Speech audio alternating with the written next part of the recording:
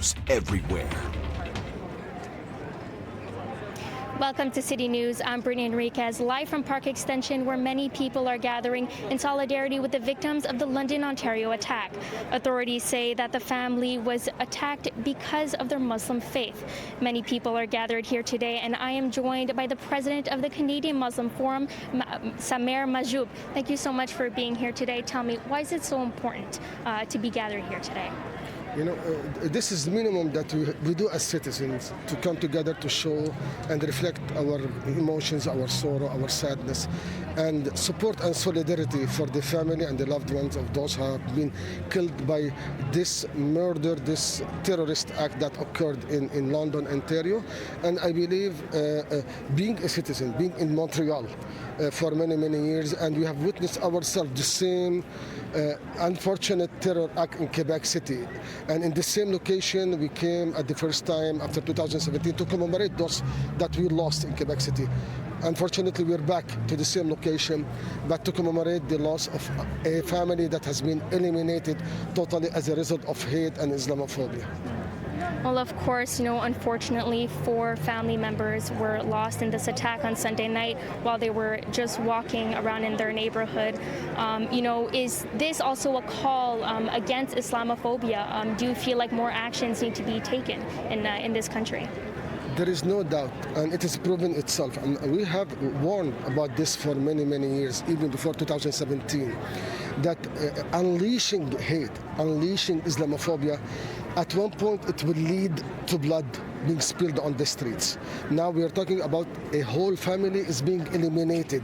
And the fact there is one boy surviving does not mean the family is not eliminated. This boy will survive alone, will have this memory in his mind all his life, that his family has been killed in front of his eyes in the most savage way. Yes, it is Islamophobia. It has to be named. It is terrorism, and it has to be dealt with as such. And we'll have more for you at 11 about this vigil. Now, the latest from London, Ontario. Here's Adrian Gabriel. For the first time in months, worshippers were allowed inside mosques in Ontario today, though following what police have called the hate-motivated mass murder of a family in London less than a week ago, today's sermons took on a much more solemn tone as Muslims across Canada came together in prayer.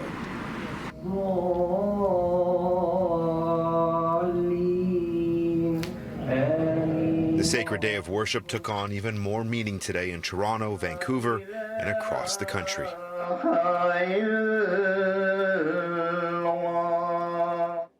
The grieving was also evident today inside the London Muslim Mosque, the spiritual home of the Afzal family, who, according to investigators, were targeted and killed on Sunday because of their Islamic faith.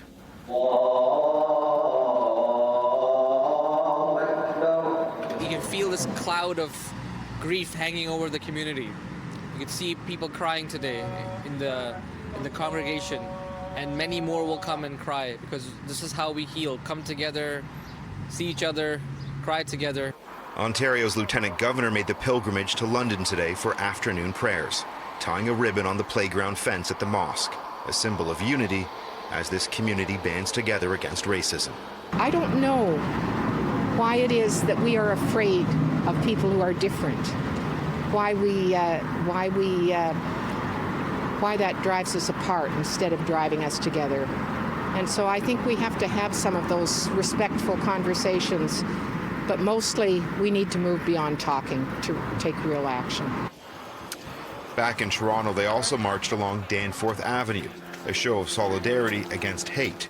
Tonight in London, a larger walk is taking place, beginning at the scene of the tragic incident and finishing at the mosque. Along with prayer, many are calling for action, but not before there's a wider understanding of how pervasive racism is in our communities. We are actually several steps behind where we needed to be already. So before we can demand action, we have to catch up by naming the problem. Dr. Javeed Sukera was a family friend of the Afzals. He's also a child psychiatrist and the chair of the London Police Service Board.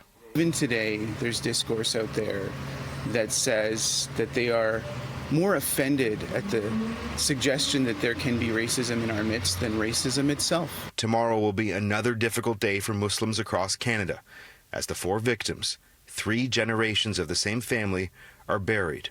A public service will be held, as well as a private burial. It's the last time that they will see this family. So that moment before the burial, we want it to be private for them as a special moment that they will have. Their grieving is going to continue. That's not going to be the end of it, but we're hoping that will be that will give them a little bit of comfort and closure.